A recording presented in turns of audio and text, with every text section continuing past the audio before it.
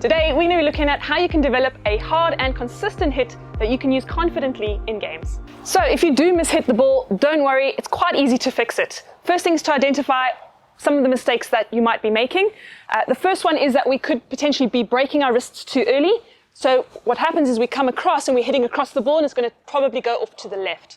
We can also slice the ball. Okay, so if we're slicing it, we're basically opening up, and again, instead of having that head facing towards the direction we want to go, we're kind of undercutting and slicing it, might go off to the right, it might even lift. We can also let our head come up too quickly, so instead of staying nice and low, head comes up, and what happens is we land up hitting it on top of the ball, and it just does a little bit of a bounce like that. And then the final one is if we hit the ball underneath that sweet spot, sometimes that can be if our grip is too far open or too far ahead of us, and we're hitting underneath the ball, that's when you're going to get a little bit of lift as well. So some of the key points on making sure that you get the hit right. First of all, it's the backswing. You want to make sure that you don't have this huge backswing and loop. Okay, so develop a nice, consistent and smooth backswing. From here, once you have that, you want to try and make sure that you have contact with the ball, square on.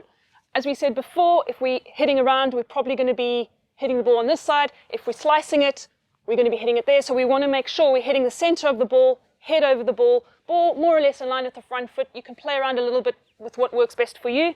Okay, so nice, good backswing, contact, keep the head down through the movement, and you get a nice, smooth hit where you want the ball to go. So I hope those tips are useful, and if you are still struggling and would like some personalized feedback, head to my bio or send me a DM to find out how I can help you.